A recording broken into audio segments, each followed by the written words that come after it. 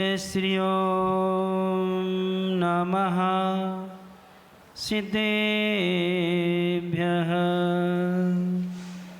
धैर्यमा सर्वे सुखाकरो इति करो धैर्यमं बुधाश्चिन्वते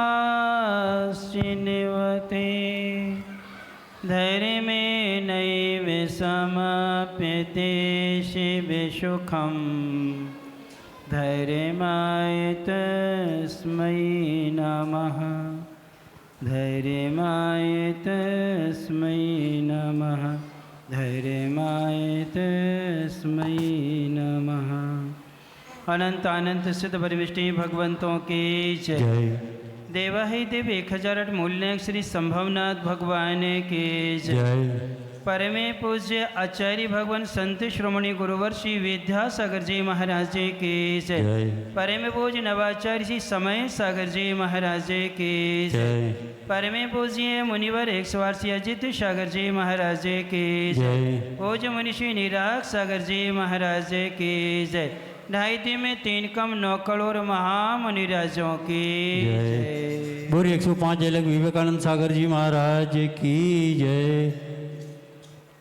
दर्शनी बंधो, एक कहावत मिलती है कि जिसके जीवन में गुरु नहीं उसका जीवन शुरू नहीं। अर्थात जीवन की शुरुआत यदि होती है तो गुरु के चरणों से होती है। अपने यहाँ पर 3 प्रकार के गुरु कहे गए हैं।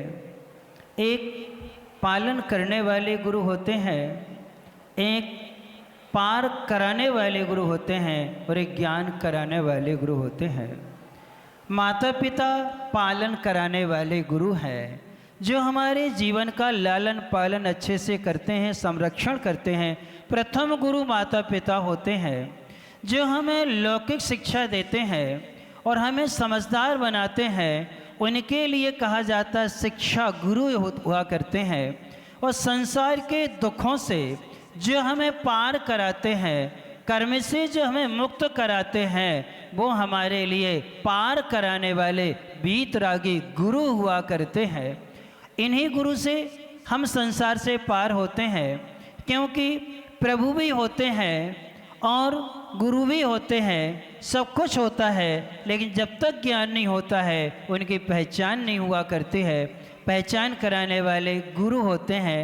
इसलिए नमोकार मंत्र में आचार्य भगवान को बीच में रखा है। कहाँ रखा है? बीच में, मध्य में रखा है, क्योंकि आचार्य भगवान गुरु कहलाते हैं और गुरु के लिए देहरी दीपक कहा है। जैसे दरवाज़ा जो होता है उसकी जो देहली होती है, अब तो देहली वाले दरवाजे बनते ही नहीं हैं। पहले देहरी होती थी, उसकी पूजा होती थी, उसको नाके बगैर अन्य लोग प्रवेश नहीं करते थे, बहुत मर्यादा की वो रहती थी। तो जो देहरी है उस देहरी पर यदि दीपक को जला के रख दें तो वो अंदर भी प्रकाशित करती है और बाहर भी प्रकाशित करती है। ऐसे जो गुरु होते हैं वह हमारा लौकिक जीवन भी बतलाते हैं और परमार्थ के जीवन को भी बतलाने वाले कौन होते हैं? गुरु होते हैं। कि घर गृहस्थी में रह के तुम्हें अपना जीवन कैसे जीना है वह भी बतलाएंगे, और मोक्ष मार्ग में आते हो तो रत्नात्रय के साथ कैसे जीवन जीना चाहिए वह भी बतलाते हैं। गुरु ऐसे होते हैं, पहले स्वयं मार्ग पर चलते हैं, बाद में दूसरों को क्या करते हैं? चलने की शिक्षा देते हैं। अर्थात जो करते हैं वही कहते हैं, और आप लोग क्या करते हो?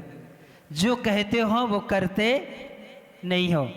यानी आप लोगों में अलग है कि जो आप कहते हैं वो करते नहीं हैं। लेकिन हमारे गुरु महाराज ऐसे होते हैं जो पहले करते हैं, बाद में क्या है? वो कहते हैं। इसलिए एक छोटा सा वाक्य पढ़ा था कि गुरु से मांगने पर ना मिले तो नाराज मत होना। क्या? गुरु से मांगने पर ना मिले तो नाराज मत होना, क्योंकि गुरु हमें वह नहीं देते जो हमें अच्छा लगता है, गुरु वो देते हैं जो उन्हें अच्छा लगता है। क्या?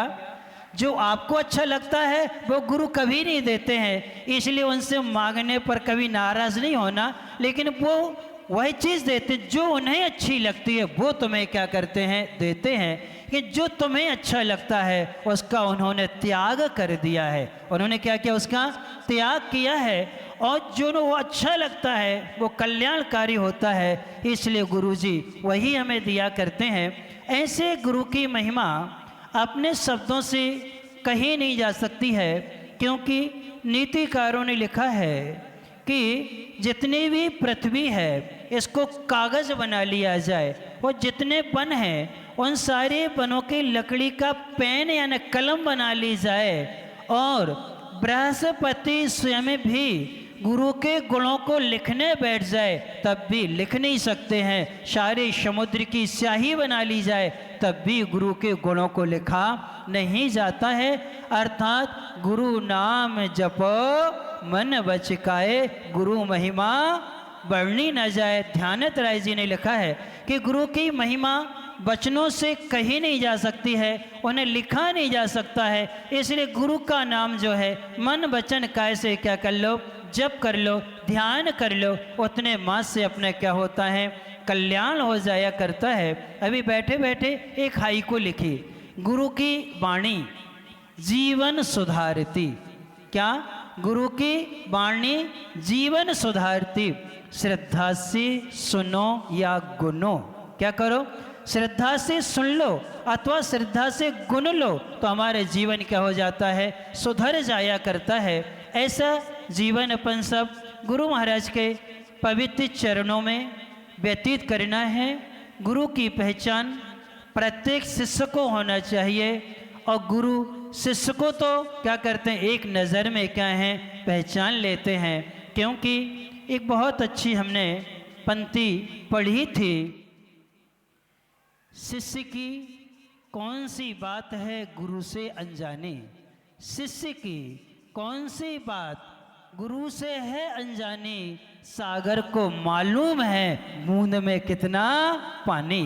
यानी समुद्र को मालूम है कि बूंद में कितना पानी होता है। इसलिए गुरु से हम सबकी कोई भी बात छिप नहीं सकती है। इसलिए गुरु शिष्य को तो अच्छी तरह से जानते हैं, लेकिन शिष्यों का भी कर्तव्य है हम गुरु को पहचाने। प्रथम गुरु अपने माता पिता हैं, दूसरी लौकिक शिक्षा देने वाले गुरु होते हैं, और हमारे संसार से पार कराने वाले परमार्थ गुरु बीतरागी होते हैं। इसलिए गुरु पूर्णिमा महोत्सव किनका मनाना है, किनका मनाना गुरु पूर्णिमा महोत्सव, जो हमें संसार से पार कराने वाले हैं। इसलिए आज जो है इन मुनि महाराजों का गुणगान करने का दिवस है। आज गौतम जो हैं इंद्रभूति दिगंबर साधु बने थे, दिगंबर गुरु बने, और जैसे गुरु बने तो ने हमें प्रभु से क्या कर दिया, जोड़ दिया, पूरा परिचय करा दिया। द्वादशांग क्या होता है उसका हमें ज्ञान करा दिया, चारों गतियों का ज्ञान करा दिया।